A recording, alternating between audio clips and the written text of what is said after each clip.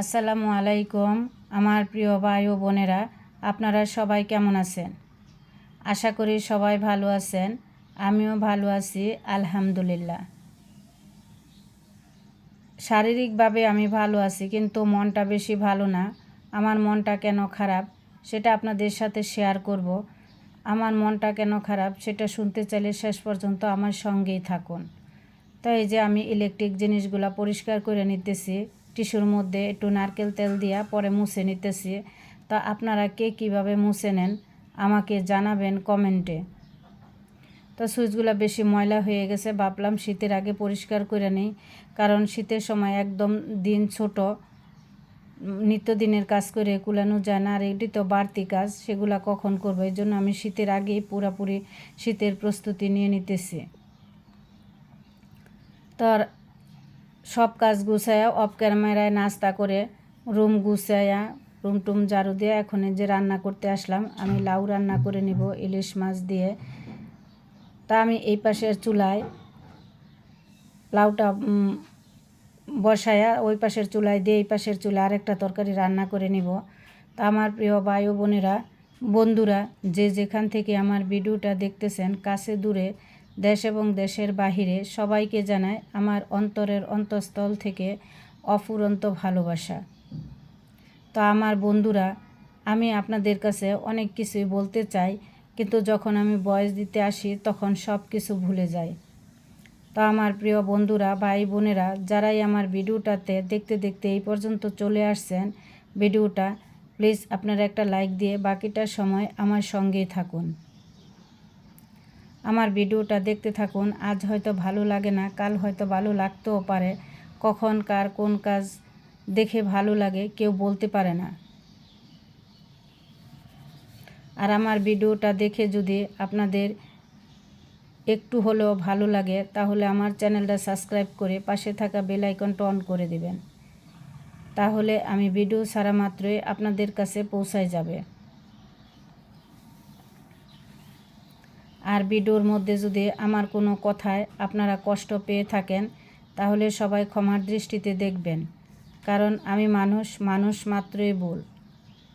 এই পৃথিবীতে আসার সিরিয়াল আছে, যাওয়ার কোনো সিরিয়াল নাই। কখন চলে যাব কেউ বলতে পারি না, তাই সবাই ক্ষমার দৃষ্টিতে দেখবেন। তো নিত্যদিনই ইউটিউবে গেলে বিভিন্ন ধরনের খবর দেখি, খুবই খারাপ লাগে। তো কালকে একটা খবর দেখলাম, এক ছেলে মাকে মেরে ফেলেছে। কি নিষ্ঠুর পৃথিবী! টাকার জন্য মানুষ কত না আমরা পাগল হয়ে গেছি।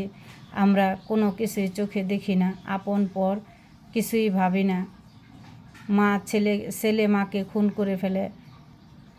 এটা দেখে আমার খুবই খারাপ লাগছে। মানে এটা কিভাবে কি বলবো, আমি ভাষাই খুঁজে পাচ্ছি না, খুবই খারাপ লাগতেছে। তা আমি এই যে এখানে শুটকি দিয়ে বেগুন রান্না করব, ছুরি শুটকি দিয়ে। তো প্রথমে শুটকিটা আমি তেলের মধ্যে ভালো করে ভাজা নিছি, তারপরে পেঁয়াজ দিয়ে, রসুন দিয়ে, একটু হলুদ মরিচ দিয়ে ভালোভাবে শুটকিটা কষায় পরে আমি বেগুন দিয়ে দিব। তো খাওয়ার পরে বয়স দিতেছি।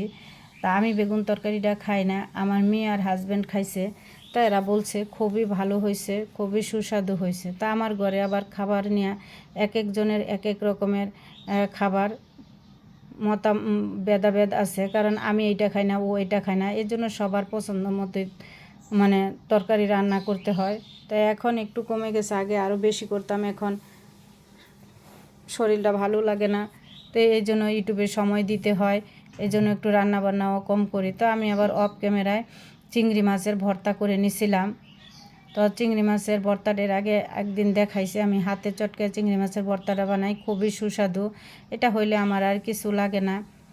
তো আপুরা ভাইয়ারা, আমার মনে একটা কষ্ট যে আমার ভিডিওটা সবাই দেখেন, প্লিজ আপনারা একটু ওয়াচ টাইম করে দিবেন, ফুল ওয়াচ করে দিবেন, কারণ আমার ওয়াচ টাইম হচ্ছে না, একেবারেই হচ্ছে না। যখন আমি ওয়াচ টাইমগুলো দেখি তখন আমার খুব কষ্ট লাগে, কান্না আসে। আপনারা প্লিজ যারাই আমার ভিডিওটা ক্লিক করবেন, আপনারা ফুল ওয়াচ করে দিবেন।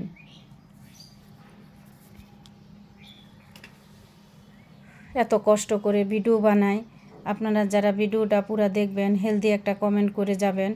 আমার খুবই ভালো লাগে আপনারা যখন হেলদি একটা কমেন্ট করেন, খুবই ভালো লাগে। প্লিজ আপুরা ভাইয়ারা, আপনারা আমার ভিডিওতে একটা হেলদি কমেন্ট করে যাবেন। তো প্রথম থেকে এই পর্যন্ত যারা আমার সঙ্গে আছেন তাদের প্রতি আমি চিরকৃতজ্ঞ, আর যারা নতুন যুক্ত হচ্ছেন তাদের প্রতি রইল অনেক অনেক ভালোবাসা ও দোয়া। তো এই যে আমার তরকারিটা রান্না হয়ে গেছে। তো আপনাদের সাথে কথা বলতে বলতে আমিও ভিডিওর শেষের দিকে চলে আসছি। তো আজকের মতো বিদায় নিতে চাচ্ছি। সবাই ভালো থাকবেন, সুস্থ থাকবেন। আল্লাহ হাফেজ।